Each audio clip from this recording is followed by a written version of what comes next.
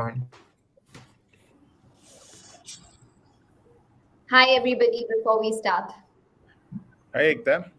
Sir, Hi. Hi. Just a quick, Mankiran, if you just want to brief everybody in terms of the SAP initiative, SAP initiative behind this. Sure. It's very nice to see everybody. Some of you we've met before, so it's lovely to be together again. So I think from an opportunity, with Network 18, thank you for getting this together. Just to set the context, this is the industry knowledge exchange session initiated by SAP. It's really more about getting the thought leadership and the local industry relevant technology under one roof. And we're hoping to create this one-of-a-kind platform for exchange of ideas and best practices, general regulatory policies, and overall industry trends. So this is going to include industry ambassadors, leaders like yourselves, and we're privileged to have you all. So thank you very much again for being a part of it. I'm really looking forward to this conversation. For those of you who I've not met before, I know Kedar and Nitin we've met before. I'm Mankiran. I'm the managing director for SAP Concur. So that's really what I do at SAP. Okay. All right. Are we ready to start? yeah, just a second, Ekta, just a second. Nitin sir, can you see yourself if you can confirm? Yes. Yes, sir.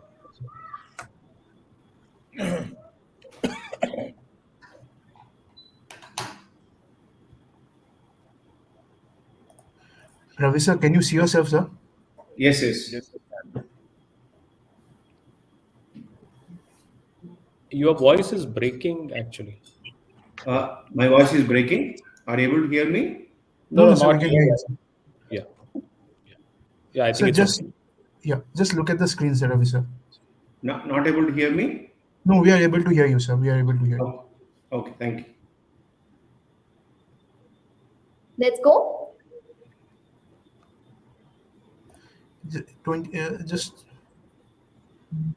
Just taking a nodding before we start. Ramesh sir, can you see yourself? Yes, I can. Is there a problem? No, sir. No, sir. Just sir, can you look towards the screen, sir? I'm addicted to my mobile as well. Kedar sir, can you see yourself? Yeah, am I okay? Yes, sir. Yes, sir. Just look at the screen for a few seconds.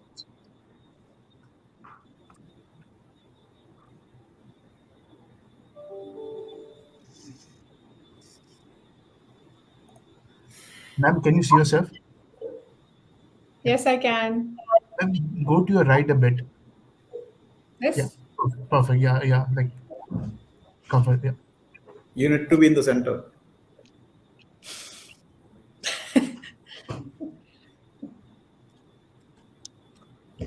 Is it okay? Yes, ma'am. Yes, ma'am. Thank you.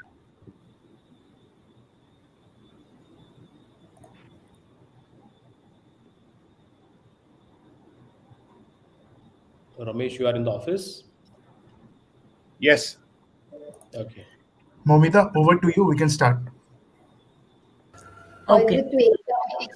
Yeah, Ekta, we are just count to five, and we can start. Momita, can you hear me? Yeah. Okay. I'm putting myself on backstage. Okay. Guys, we'll start in 5. Well, welcome to this conversation. In the current dynamic business environment, it has become imperative for executives in the life sciences segment to be experts in many disciplines. The evolving role of the CFO is not just confined to numbers and bottom line risk manager, but it has expanded to be that of an integral contributor to the overall corporate strategy. They are now a close partner to the CEO. While growth of the CFO's role is not specific to life sciences, the technical and innovative nature of the industry with an added layer of regulatory burden makes the requirements here far more challenging than other sectors. Over the course of the next 45 odd minutes, we will be discussing health technology and how things have actually changed post-COVID and the way forward. So to join us this afternoon, we have Ramesh Swaminathan of Lupin, Nitin Parekh of Zydus Cadila, Kedar Upadhyay of Cipla, Mankiran Chauhan of SAP, and Ravi Kumar of Loris Labs. Welcome to the conversation, everybody. Well, Ramesh, let me start this conversation with you. The entire Indian pharmaceutical industry, it seems, has accelerated and adapted in terms of technology post-COVID. But the question now is that how are we placed as compared to the entire globe when it comes to technology per se? I'm not talking about adaptation and acceleration, but I'm talking about where we are placed when it comes to technology in healthcare vis-a-vis our global peers. Ramesh. That's a very interesting question that you're asking me, Ekta. As you would know, Indian pharma has always been all about affordable care at very high quality. So we do all that it takes to reduce costs, increase productivity and quality. Conventionally, we have used a whole host of measures to actually reduce costs, and that could range from actually routes to synthesis to procurement excellence, and of course, a keen eye on, in fact, the SG&A costs, productivity of the sales force, productivity of R&D and the like. But we are now getting on to even more contemporary things, which is essentially looking at smart factories. You have digital measures along the entire value chain. For example, you could actually have sensors placed across. You've always had, for example, SCADA, PLC systems, and the like. But the evolving digital system is all about sensors and how do you actually capture data, which will help in sieving out what will be the golden batch. You're able to monitor kind of more than 1,000 parameters. You could do that not merely in manufacturing, but in quality control, as a new step to, with, for example, augmented reality. You could have a step-by-step guidance for new operators. With the digital twin, you could have, in fact, planning and scheduling with an integrated view across equipment, materials, products, and the like. We're also getting into more contemporary technology in terms of continuous manufacture, 3D printing.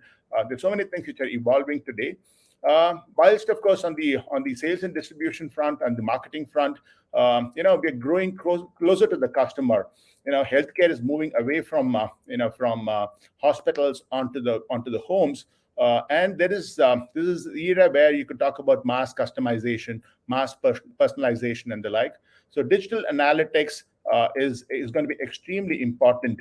There are, of course, digital ways of looking at things to perceive the symptoms, non-invasive ways of actually monitoring, continuous monitoring of patients for sure. There's, of course, this work done on getting onto the cloud, monitoring a host of other parameters, artificial intelligence. So it's a works insofar as this industry is concerned.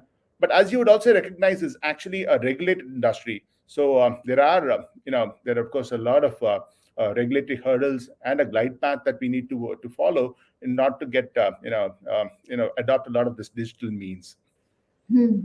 Okay, Kedar, coming to you, how much do you think Indian pharmaceuticals have accelerated because of COVID? And do you think that we can keep up the pace? See, COVID has certainly given a push and acceleration to the digital efforts, because COVID made it almost imperative. It was a survival need. It was something that challenged you, from a business continuity matter. But I think several experiments were on even before COVID. I remember, 3 years back, we had organized a technical conclave. And one of the partners had brought in an AI solution where almost 1 lakh corneas were scanned. And this particular AI solution, facilitated, scanning your cornea, whether you have a risk of thyroid or diabetic or something like that. So I think before COVID also, Ekta, experimentation was on, but I think COVID has certainly given a fillip to it. And I would say that what we thought historically as something which we could have parked and which we could have done later, or which was a luxury, which was thought to be a luxury, has become a necessity. So I think a large part of your employee base is no more operating out of homes. That is number one. Number two, you do not have the benefit of office infrastructure to get in touch with your channel partners, your customers, your other stakeholders. I think all of that has mean that innovative digital tools have become a necessity rather than luxury. And in fact, third thing to note here is, one is to deploy various tools, and smart factories is one digital lightouts light so I think you could use digital as a way to get productivity of your base operating model. You could use digital to improve delight of all your stakeholders that I mentioned, and not only look at it from an ROI point of view. You could use digital to improve the ease of doing business and generate productivity, improve touch times. But in my view, I think a better and probably an inspiring use of digital is to reinvent the business models itself. So I think there is a traditional way in which we engage with your customers, and I'm talking more on the commercial side. This is on the discovery of the value chain of your entire businesses. So I mean, like what pharma operates in branded domain and unbranded domain.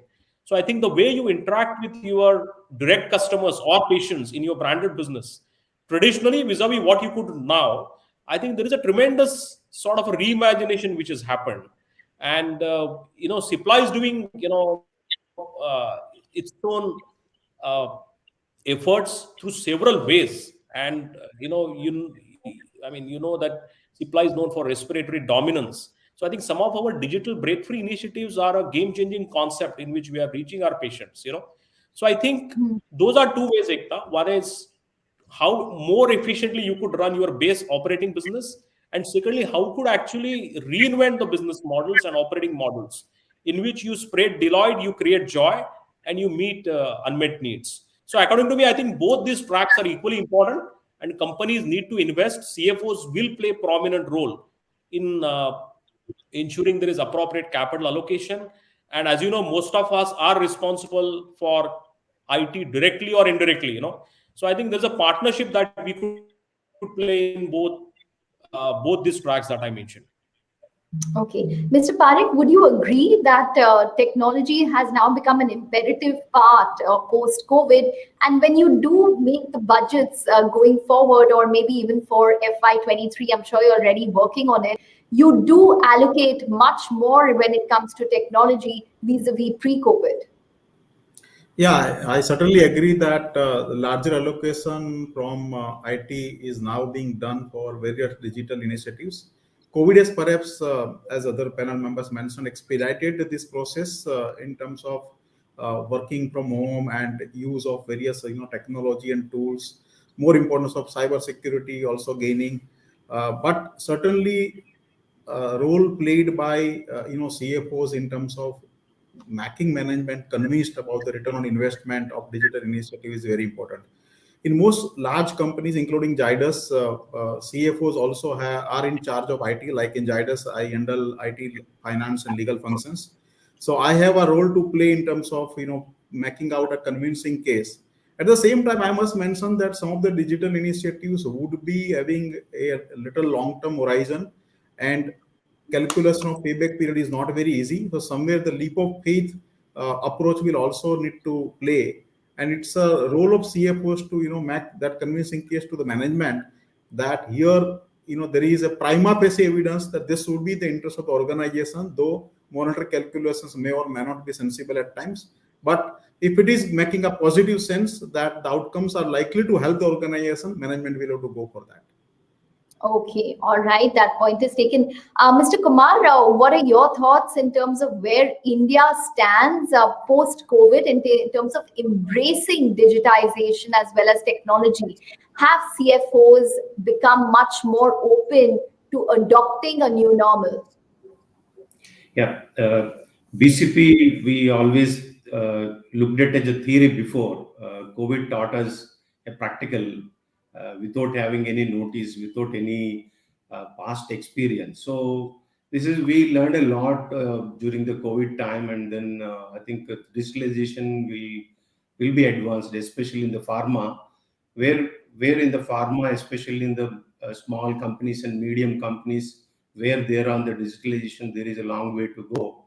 And so maybe there are a lot of scope for small and medium companies to go for even a mini ERPs maybe a lot of digitalization. In fact, what we have to do is, because now the paperless, everyone think that the paperless is the best one, but where we are actually, there is a lot of scope in the quality control, as some of the my previous speakers were talking about. Like, there is a very huge scope for the quality control, and then the manufacturing. Of course, manufacturing, there is excellent equipment, but those equipment data has to be captured and analyzed, and then you have to use the different tools. So there is a lot of scope, and but of course challenges too.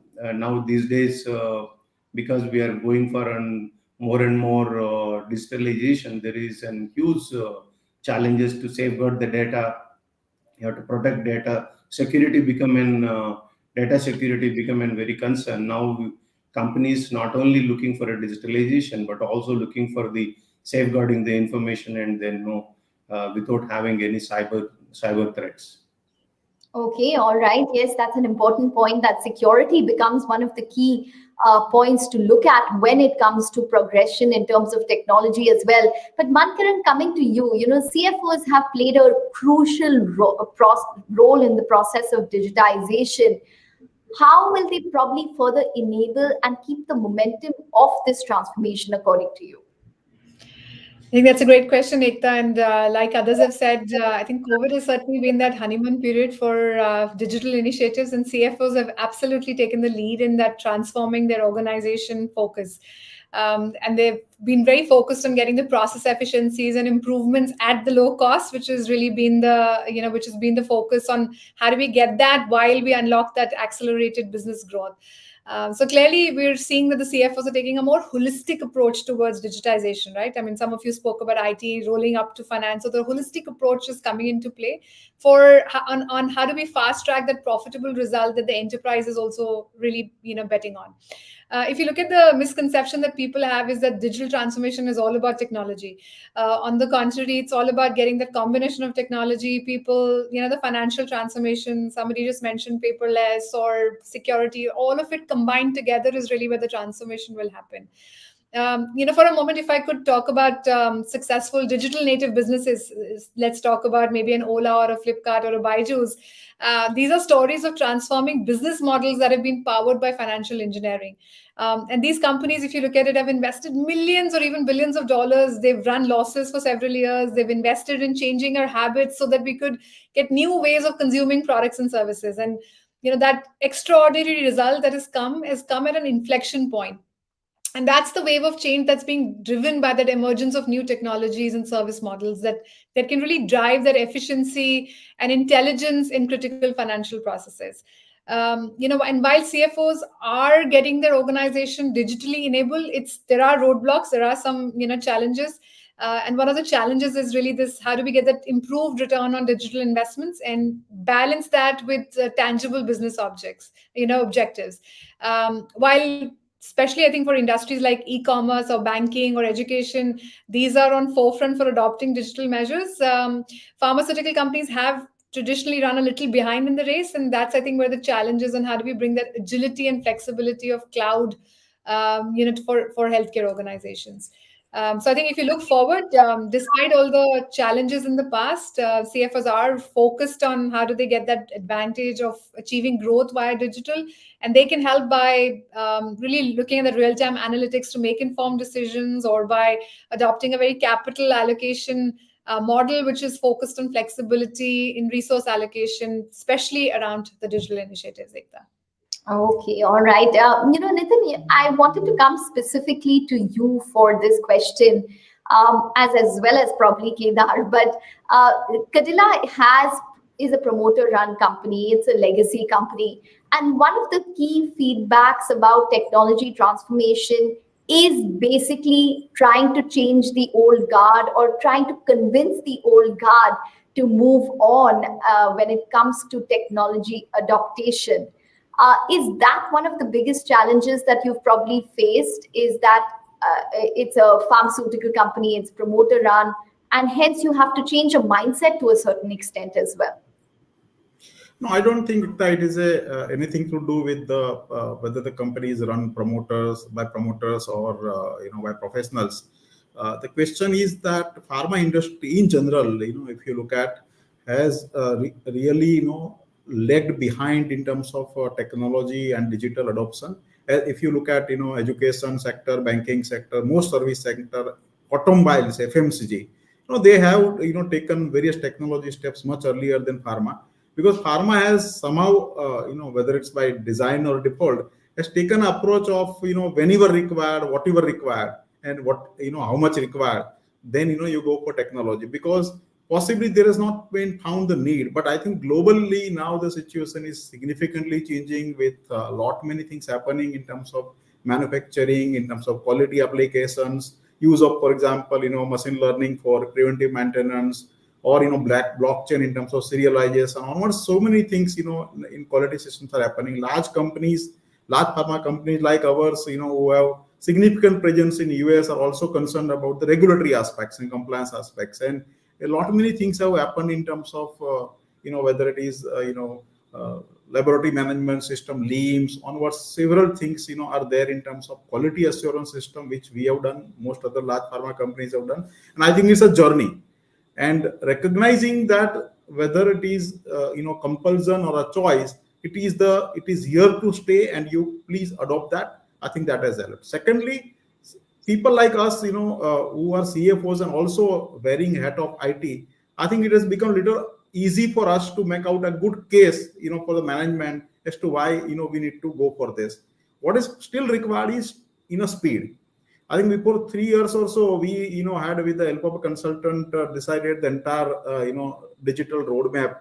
First, understanding the maturity, where we are and where we want to go, and how we'll go there, year by year. So we have taken some decisive steps. For example, we have now a platform called DigiNext, which is a platform for connect with doctors. Then we are also going to talk about in the next plan, what we call Engage Next, which is going to be a platform for direct connect with the patients. We have Frontline, which is a very tool for monitoring various field activities. So several things are already on the anvil. We have already implemented S4 HANA in our subsidiary company Zydus Wellness Limited. Currently, already implementing that in our US business, US subsidiary, and on the verge of now starting that project for S4 HANA in Cadil Alka Limited also. So there are a number of initiatives. We know they are going to require investments in crores of rupees, but we believe they are worth. Okay, all right. You believe that the investments in technology are worth it. But Ramesh, let me change that question a bit around. It's probably not maybe the top tier, which could probably have some apprehensions towards the change. But it is India in general, which probably needs some more of a push in terms of re-energizing or motivating their employees to allow this transformation to happen. And is there a labor issue in terms of skilled labor when it comes to this transformation issue that you've probably faced here or otherwise? Yeah, there are two parts to this. As you rightly pointed out, anything which is actually in the nature of change is always going to be met with a lot of resistance. And when it actually means that if there's any whiff of any possibility of anybody losing his or a job, then of course there's going to be a lot more resistance. So but that is well, it has happened in every sector, so to speak.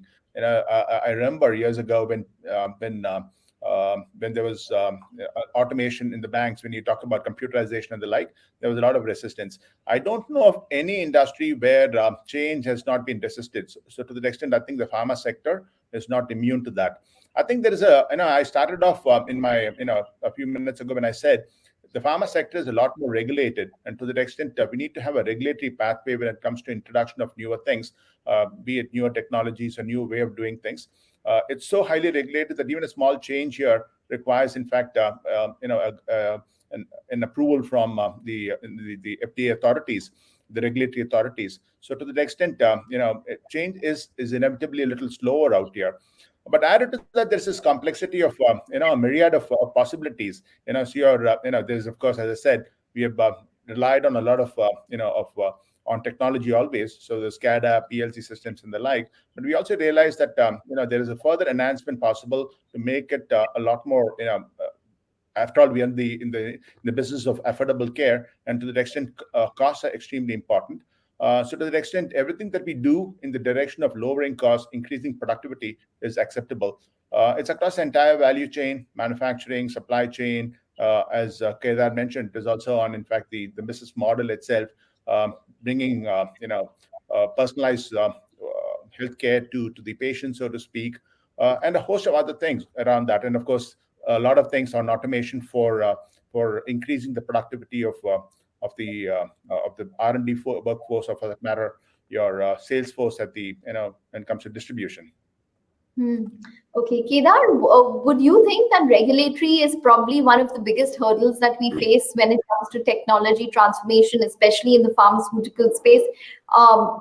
For example, Ramesh did mention any change when it comes to the US FDA has to be certified or has to be intimated, and hence it slows down the process. Yeah, I think regulatory is an aspect to be considered when you tweak your manufacturing and quality and supply chain or regulatory processes. But my experience is that most of the regulatory agencies of the world are actually quite in favor if you implement some of the cutting edge tools. In fact, implementation of some of these tools, and many of those have been referred here, be it SCADA or LIMS or learning management solutions, or any other systems which in fact build a lot of comfort on not having data integrity challenges. The agencies are quite in favor, they endorse this. And globally, I think between the agencies and the companies like us and many providers of the solution, there is a great ecosystem which has been created. Years and years of experience is proving valuable, that in what context what particular tool could be deployed. And it's very refreshing, in fact, that one of the biggest pillar or one of the biggest enabler to avoid getting into quality challenges is in fact automation. So automation of equipments, automation of training protocols, converting manual processes into digital processes, and making some of your root cause investigation related aspects little more robust. Digital is one of the biggest enabler.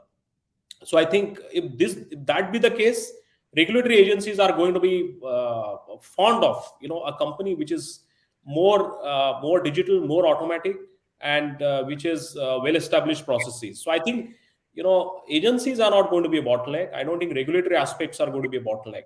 I think what companies have to do is set a tone. There has to be a sponsorship from the highest levels.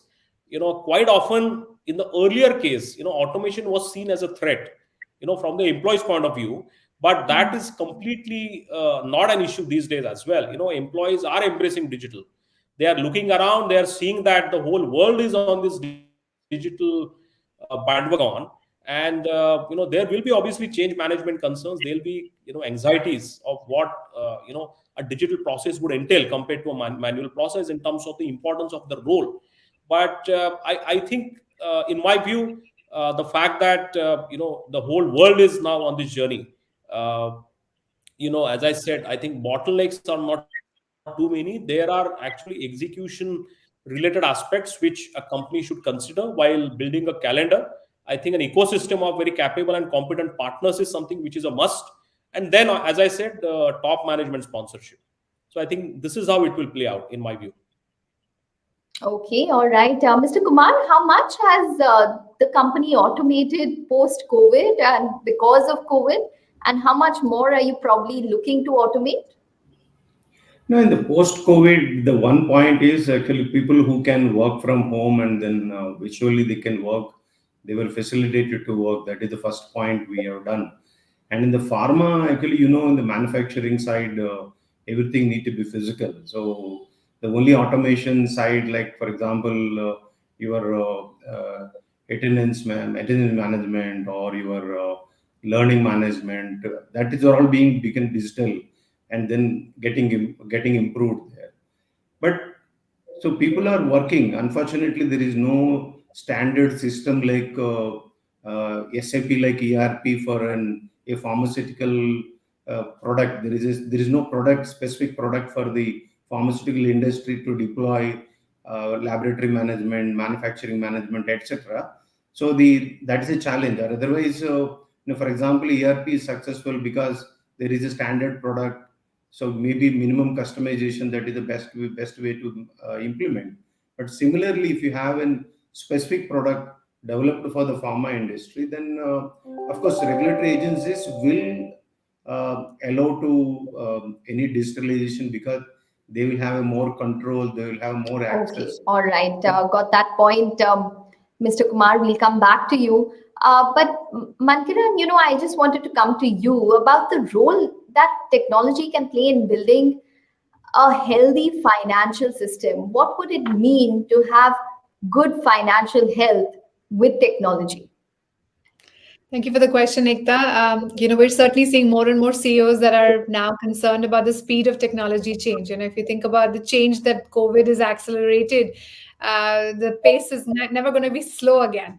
And in this era of change, and technology has really made its way across all areas of businesses. We're seeing a higher rise in demand on parts of customers for digital services. There is certainly the identification of new problems that exist within the ecosystem that were unidentified before, or new models of engagement or interaction from a market player perspective, or even customer expectations in the digital first era, even bordering to the employee expectations in this digital first era. So for the CFOs, digital tools, I think Kedar's mentioned, it has mentioned, the tools have existed, and there is a significant opportunity for creating new products and experiences while minimizing that risk of fraud and non-compliance, and getting better control, visibility, and why regulatory compliances therefore make it better. But if you think about it, as an example, AI tools, which are a major catalyst in providing finance with greater visibility into cash flow, so that they can be better working capital, better cash scenarios, and which will help CFOs make better data-driven decisions.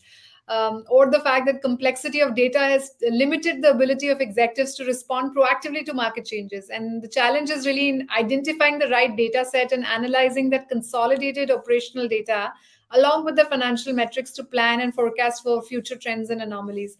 So this is really a good example of where technology can identify, visualize, predict patterns, scenarios, behaviors, so that non-compliance can be identified and we can make more informed business decisions. Or if you look at a unified integrated process which enables compliance or improves employee productivity by creating that single source of truth and seamless workflow, which is while keeping the focus of cost down. That's where intelligent tools for approval workflows or auditing will help eliminate the workflows, and to create better efficiency and effectiveness in the entire system. So certainly, I think in the new world, the CFOs will be supporting and are supporting and continue to be in multidimensional decision making, and that's where technology innovation comes to the rescue for ensuring future success of the organization as well. Okay. Well, Mankiran, you brought up an important word, innovation. So I'm just going to come to that in just a bit. But before that, Ramesh, I wanted a sense in terms of how exactly technology has given results on the P&L. Have they improved margins? Have they improved the bottom line of the company? And how much are you investing as a percentage of sales in technology as compared to, say, maybe 2 years ago? Again, a very interesting question. Nothing can be done without, in fact, a proper evaluation of what the financial benefits would be. So from that perspective, all companies would be very conscious of that, and so are we. There's a lot of work that is still evolving when it comes to, in fact, the manufacturing space. So we are in the process of implementation across, the entire value chain, so to speak. And there, on the manufacturing front, there's a lot of work that is happening, and are at least on the paper. There is supposed to be a lot of results coming in terms of financial benefits, which could potentially, involve a reduction of, out of specification trends, out of, OOTs, and also in terms of the repairs and maintenance bill, and a host of things. The digital twins could actually help in terms of scheduling and helping the supply chain itself. That's on the manufacturing part, and of course supply chain. But there is, of course, the other part which is relating to, in fact, the way we use technology for making things a lot more productive for the sales force out there. And there's, of course, something to be said about, in fact, the way we promote things to the doctors itself. digital healthcare is here to stay. So to the extent the convenience of home is very important. Doctors also find it convenient to kind of converse with people, both patients as well as, in fact, the medical representatives. So to that extent, we have evolved, or still in the process of evolving, a hybrid system of communicating with doctors, of a matter going about the path of promoting our medicine, of a matter educating the doctors itself. Apart from that, as was being said on this panel, there's a lot of things happening on the healthcare space itself. The business model is kind of evolving. So we are talking about, at some point of time, the usage of wearables, highly personalized care, newer models for actually, for raising revenues, tying up with the ecosystem of insurance, finance, online stores, wellness clinics, and the like. And of course, at some point of time, we've also gone down the path of organizing ourselves as an industry in terms of trying to do a lot more on the digital front in terms of pharma rack and AVAX and the like. So there's a lot of things happening, and all of this obviously has an end goal in mind in terms of both financial returns as well as other strategic outcomes which are possible, which actually makes things a lot more interesting, and for sure very challenging, in terms of the way it would evolve over time. Okay. Your sense, Mr. Kumar, how has technology probably aided the bottom line? What are the figures at the end of the day in terms of the contribution? Yeah, this is the question comes from for a long time for every CEO to CFO, but it is very difficult to quantify the benefits into the profitability side. But I can say that the invisible benefits of highly scalable. In fact, when we implemented an SAP first 5 year of our incorporation, people laughed at me, but we could able to go from 1 unit to the maybe 8 units in next 2 3 years, though that SAP enabled us to multiply. So the any digitalization, the help is towards the scaling up. One second is a lot of invisible benefits. Financial benefits quantification may be a difficult, but you will get a lot of invisible benefits. Much technology where a company gets overburdened with the amount of technology that they've probably taken on, and hence you probably need to be more selective in terms of what you choose, and don't really have to go with what the company next door is doing.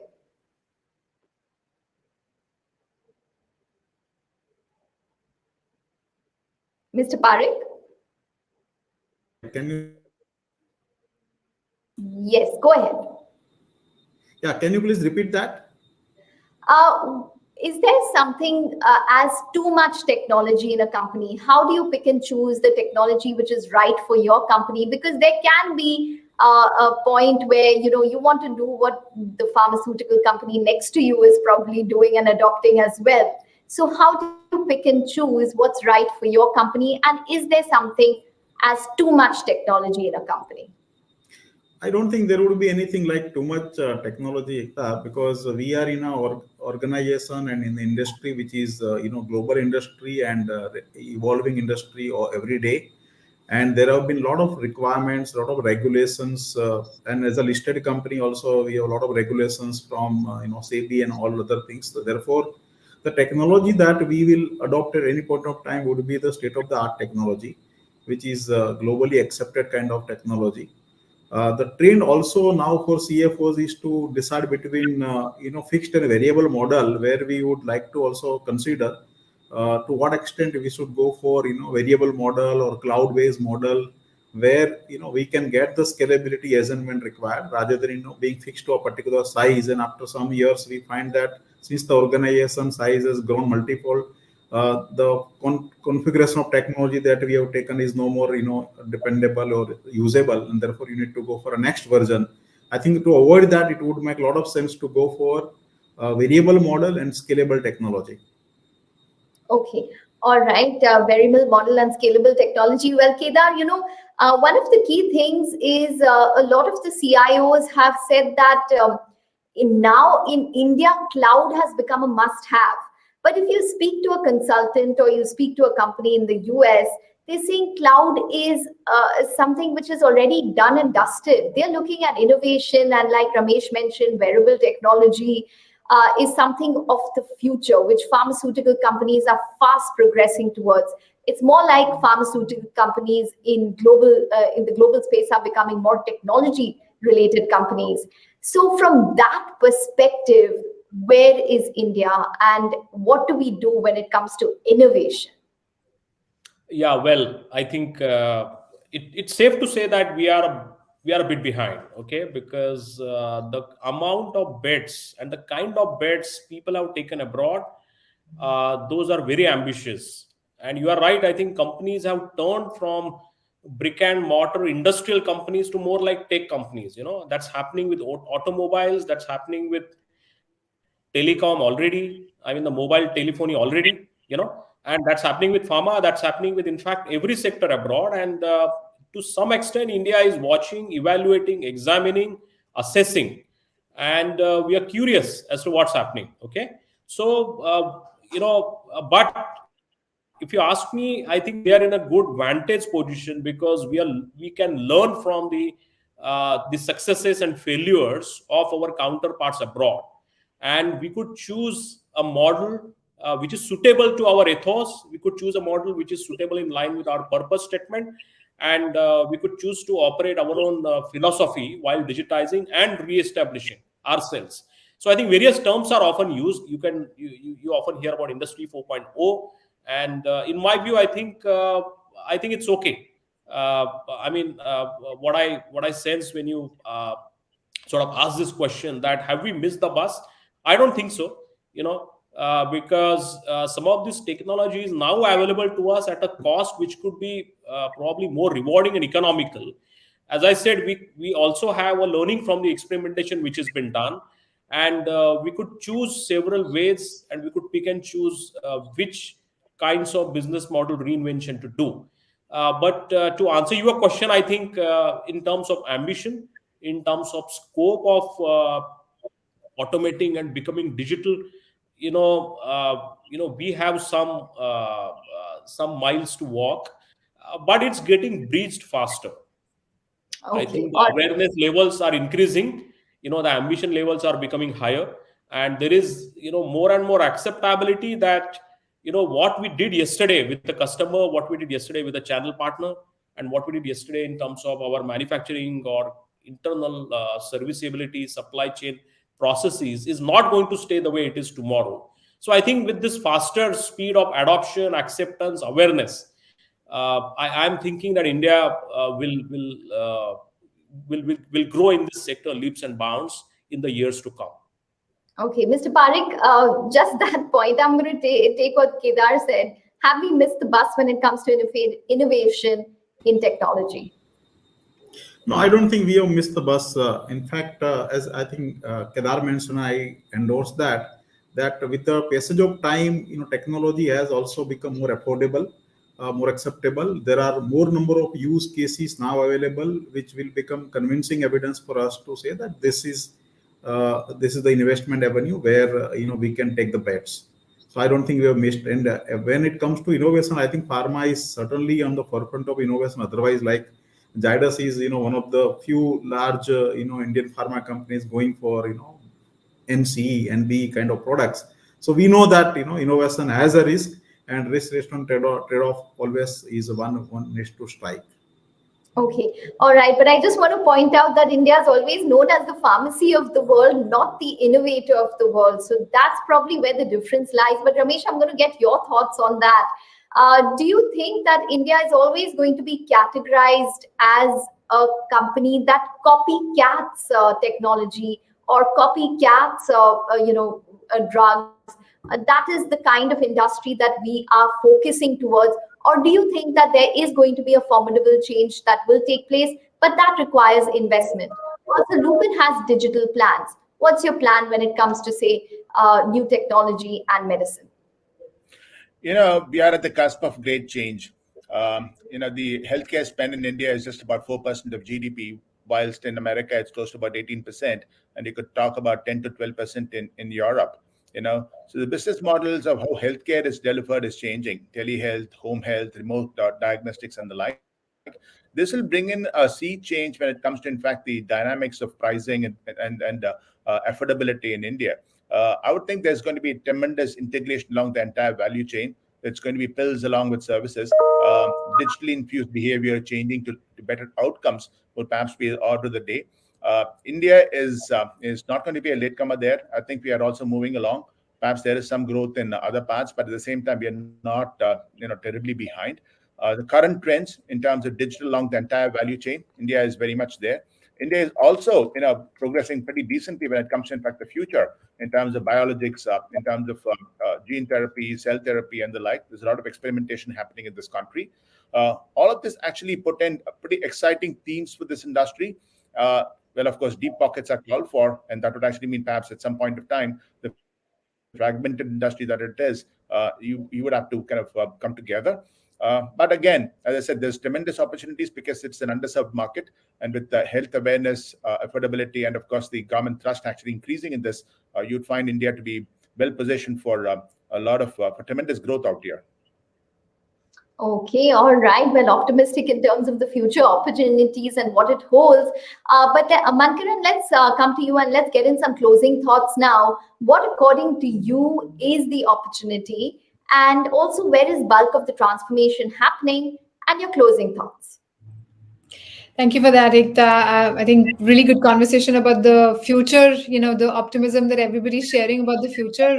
I think as businesses, we've continued to feel that human toll because of the global pandemic. And as we evolve out of it, I think the shift is really happening on adapting to the change and focusing on the new solutions. Everyone's really focused on growth.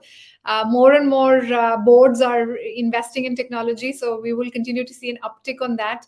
And that's really going into 2022. It's really about the prioritization of time, energy for our people, for our businesses, but also from a investment perspective, the return on digital investments that we spoke about. So as we look at the healthcare industry ahead, certainly bright times to come. So very optimistic about what the future will hold for us. Thoughts? Sorry, did you say that? Mr. Kumar, your thoughts? I think it's I think we have a lot of opportunities, and especially India. Any digital transformation, India is in head of it. If you look at banking transformation, the mobile adoption, the India is the best, and then Indians can adopt very well in case of a need. The only thing is, as one of the discussion comes, actually, we need to prioritize which has to be the first and then second and third. I think there is a very good scope for the technology adoption through digitalization in the pharma industry, and we welcome all. Thank you for taking this opportunity for having a conversation with all the colleagues in the industry. Thank you very much. Okay, well, thank you, Mr. Kumar. And Mr. Parekh, what are your closing thoughts? If we have to have this conversation same time next year, where do you think India would be? I think we would be, far better position than what we are today. I think we are in the very exciting time of evolving, this digital revolution, I would say, and pharma, various segments, bulk of that's happening in manufacturing, quality, and marketing segments, and also followed by finance transformation, including center of excellence, vendor invoice management, boards, RPA. So many things are happening. There would be investment required, and leap of faith will have to be taken. I think safar mein dukh to hogi, fir bhi tum chal sako to chalo. Okay, all right. Kedar, biggest opportunity and biggest challenge? Yes, I think the biggest opportunity for us is this vibrant community of startup and young innovative minds. I get, as part of my role, I get to interact and talk to many of them, and I'm amazed with what they want to do, what they aspire for, the level of experimentation, and the sheer energy of trying several things. And there will be experiments. Some of them will fail, but many of them will succeed, in my view. And as I said, I think we have crossed quite a bit of journey in the last 3 years, and this COVID has given a tremendous fillip. So I'm quite confident that next 2 years is going to be phenomenally different. A lot of value creation will happen. A lot of newer ways of running our business will come up. And maybe on a completely different note, there are very few parallels of Cowin or Aragyo Setu app in the world, actually. This whole 100 crore thing is something that we should be proud about. And there are still many developing countries where you get a physical printout of a vaccination, done. So I think some of these unique things which are done by Indians, I think we ought to be quite proud about it. I think, there is there are lot of reasons to feel optimistic about rather than feeling concerned in terms of our place in this journey. Okay, absolutely. That point is taken with regards to the kind of IT systems and integration that took place with the vaccination and the vaccination pace as well. But Ramesh, let's end this conversation with you. Do you think that, say, 3 to 5 years down the line, we would be wearing a watch which would be providing real-time data on a phase 3 trial conducted by a pharma company in India? Well, let me say that the future is all about collaboration. There's going to be a lot of collaboration amongst the academia, industry players, the startup world, the clinical world, the digital ecosystem that we have, and of course, educational alignment. So when all of this come into place, I would imagine what you say would indeed become a reality. Okay, all right, everybody. Thank you very much for joining in on this conversation. It's been very insightful, and I'm sure we're going to power ahead when it comes to technology and transformation. Thank you very much. Thank you. Thanks for having us, Thanks. Ekta. Thank you very much. Thank you very much. Thank you. Thank you. Bye-bye.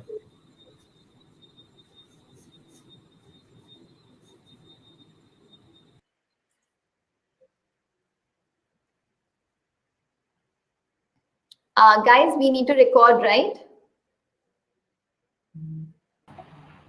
Yes, Ekta. One is the summit intro that I have shared. Then there is a keynote intro. Now the challenge is the keynote speaker who we thought would be doing is refused to do it last minute. So that So, part of the By a keynote speech, now we'll be fine. That's fine. Can you just put it up here? yeah, I'll do that. Ekta, can you hear me? I have to leave in like 2-3 minutes, so just hurry up now. Ekta, can you hear me? Yeah, I can hear you. Yeah, so before we wrap up now, there was one glitch of only one question. Can you ask that question to Mr. Parekh about what is the right pick for your choice? What is the right and the wrong? That one. Yeah. Okay.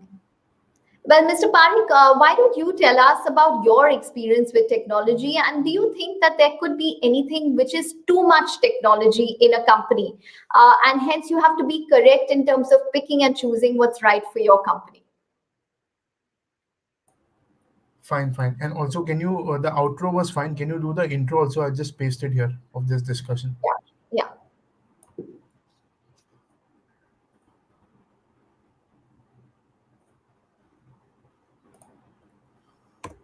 I'm just putting the other part. Nature.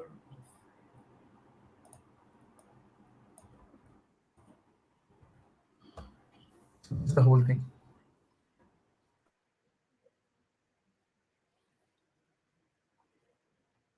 Okay, ready? Yes. Well, in the current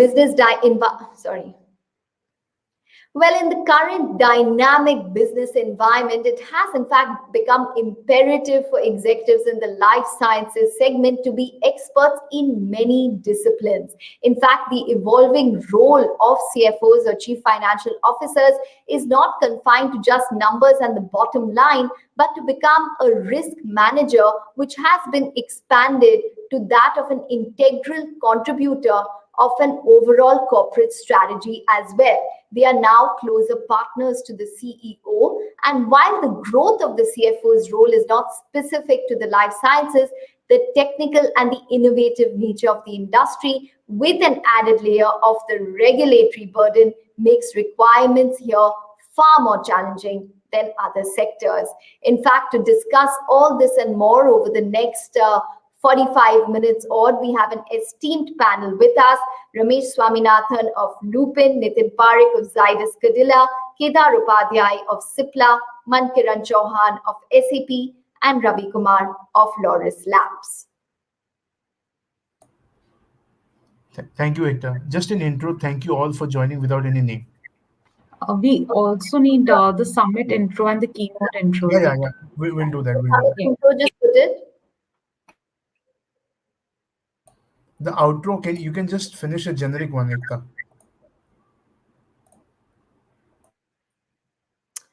Well, thank you everybody for joining in to this insightful conversation where there is hope and there is a focus that technology in healthcare will accelerate soon enough.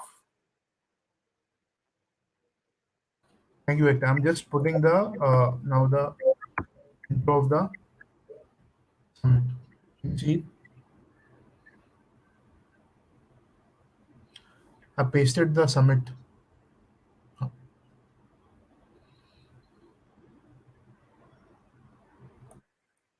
Okay, where is it? Yeah. Welcome to the Industry Knowledge Exchange Conclave brought to you by CNBC TV18 in partnership with SAP. This virtual summit is focused around understanding the role of technology and innovation in the life science industry and why building tech-powered customer-centric, sorry,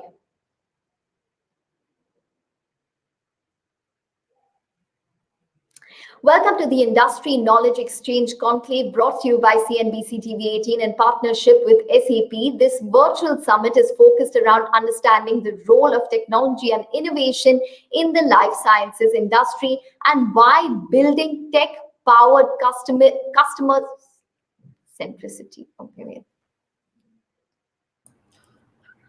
Welcome to the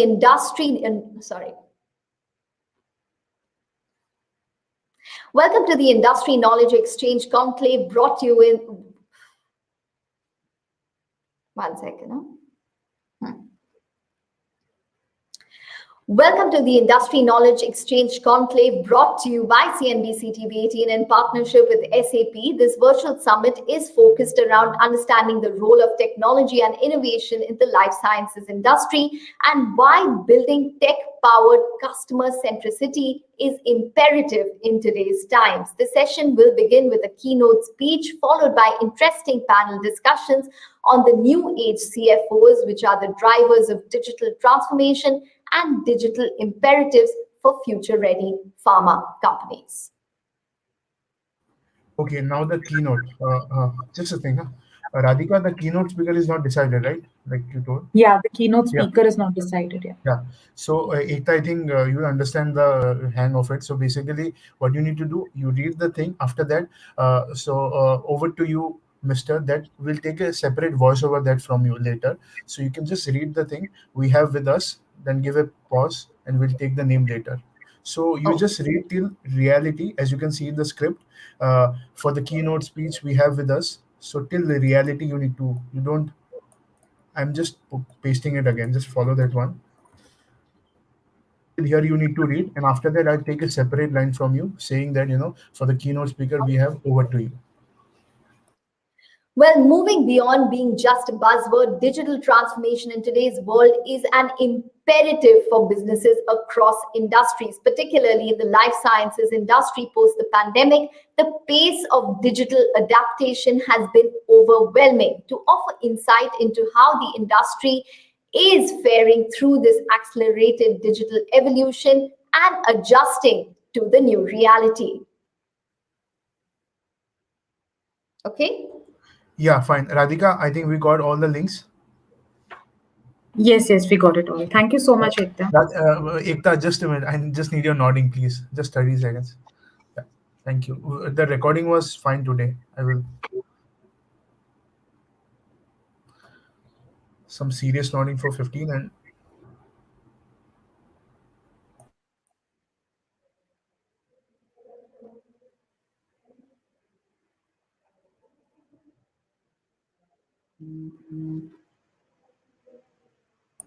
just 10 more Okay. seconds. Yeah, fine. Okay, we'll do it. It's okay, fine. Thank you, Ekta. Bye.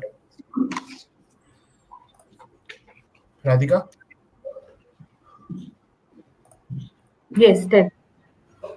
एक second. हाँ हाँ